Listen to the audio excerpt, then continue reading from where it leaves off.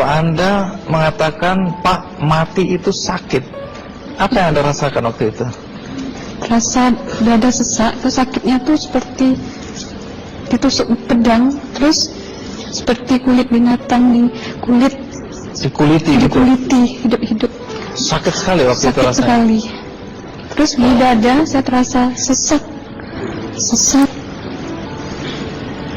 Setelah itu paman saya mengajar saya mengucap kalimat thayyibah, terus mengucap dua kalimat syahadat, asyhadu an la ilaha illallah wa asyhadu anna muhammadar rasulullah. Apa betul waktu roh Anda itu dicabut dari kaki gitu, Iya. Anda bisa melihat jasad Anda? Sempat saya melihat jasad saya pada waktu itu, tapi sebentar. Setelah itu saya dibawa pergi oleh dua orang malaikat ini. Dan pada waktu itu saya ingin ketemu sama ayah saya. Kebetulan ayah saya sudah meninggal. Dan suatu ayah saya meninggal, dia berusia 55 tahun. Setelah saya ketemu di sana, dia tuh berusia muda. Kok muda? Berusia 17 sampai 20 saya perkira. Anda sempat ngobrol dengan ayah? Sempat. Apa yang Anda sampaikan?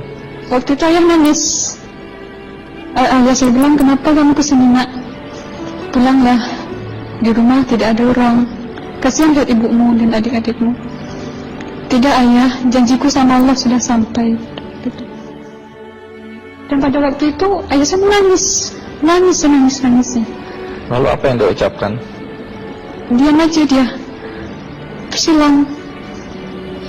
Kembali ke malaikat tadi, bentuk yang Anda lihat seperti apa malaikat ini? Dia ini laki-laki, tapi mukanya sama semua. Berapa malaikat? Dua. Iya. Fisiknya seperti apa? Seperti berserban, berpakaian ihram, mukanya sama. Wajahnya seperti apa? Wajahnya sulit saya gambarkan. Yang jelas dia ini sama, dua-dua itu sama rupanya. Apakah ada ucapan dari dua sosok yang Anda anggap malaikat itu? Ada. Apa kata mereka? Waktu itu saya mengalami perjalanan spiritual. Saya disoal oleh malaikat itu dengan sebutan Ma ayyutuka, siapa Tuhanmu? Katanya. Waktu itu roh saya menjawab, Tuhanku adalah Allah. Siapa pemimpinmu? Pemimpinku adalah Nabi Muhammad Sallallahu Alaihi Wasallam. Mana kiblatmu? Kiblatku adalah Ka'bah. Siapa kedua orang tuamu? Siapa saudara maramu?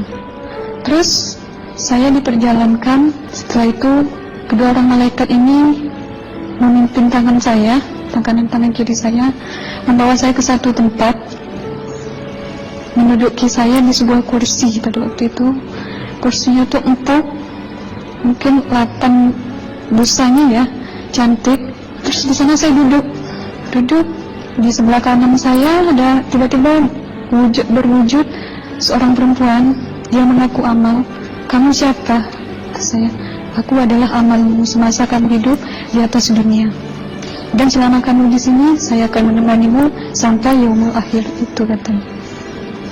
Dan pada waktu itu saya melihat perempuan-perempuan solehah berpakaian muslimah, berkerudung, mencium pipi kanan, pipi kiri.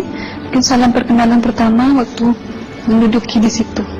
Setelah itu saya dihijrahkan lagi, dibawa oleh dua orang malaikat ini lagi, melihat dosa-dosa besar ya.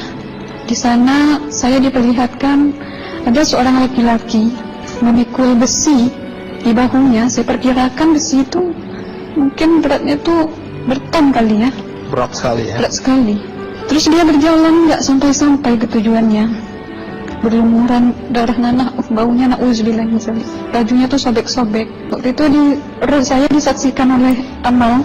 Saya tanya kepada Amal, Ruh tanya sama Amal, wahai Amalku, dosa apakah yang manusia ini lakukan sewaktu ia hidup di atas dunia?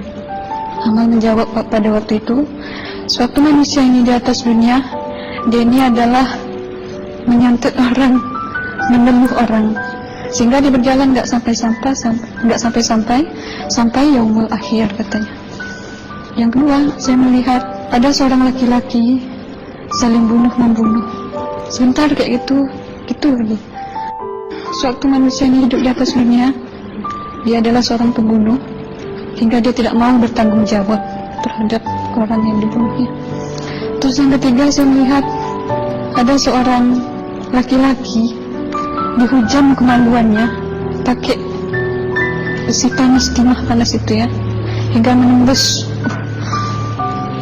Waktu itu roh bilang sama amal, wahai amalku, dosa apakah yang manusia ini hidup di atas dunia? Amal waktu itu menjawab, suatu manusia ini hidup di atas dunia, manusia ini adalah seorang perzina. Setelah itu saya melihat ada seorang laki-laki dihujam kemaluannya pakai besi panas, timah panas itu ya, hingga menembus.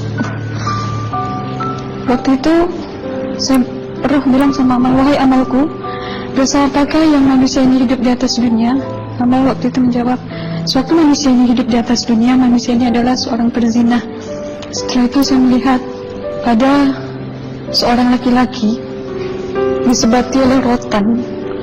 Rotannya itu menyebati kulitnya tuh hingga lepas daging sama kulitnya. Itu amal menjawab, suatu manusia ini hidup di atas dunia, dia ini tidak pernah sholat Islam, hingga waktu matinya pun dia tidak mengucap 2 kalimat syahadat. Dan pada waktu itu roh sama amal sempat menghafiz Quran pada waktu itu dengan harapan supaya orang manusia yang Allah siksakan ini bisa terampuni dosanya. Jadi masih sempat waktu itu ya? Iya, roh sama amal yang menghafiz Quran, bertahzim, bersalawat, baca ayat 1000 dinar, membaca yasin. Tapi sayang, bahkan tambah banyak Allah tidak mengampuni dosa-dosa mereka, sayangnya. Setelah itu, akhirnya yang terakhir kali berzikir.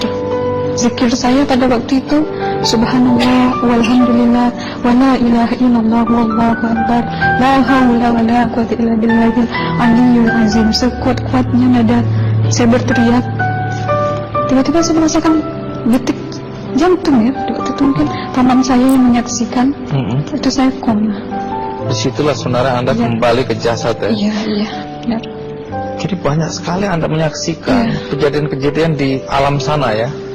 Nah, menarik karena waktu kami menghubungin Mbak Aslina, pada dasarnya Mbak Aslina keberatan menceritakan kembali kisahnya. Tapi kalau toh akhirnya Anda mau sampai di sini dan Anda sudah bercerita, apa harapan Anda pada orang-orang yang mendengarkan kisah ini? Ya, harapan saya pertama, ya lebih banyak menyambut puasa ya, lebih banyak mendekat diri aja sama Allah, perbanyakkan amalan soleh, perbanyakkan zikir, perbanyakkan sholawat, baca Quran, dan sebagainya. Itu harapan Anda ya? Iya. Baik, terima kasih Mbak Aslina ya, sudah datang dari Bengkalis untuk menceritakan kisah ini.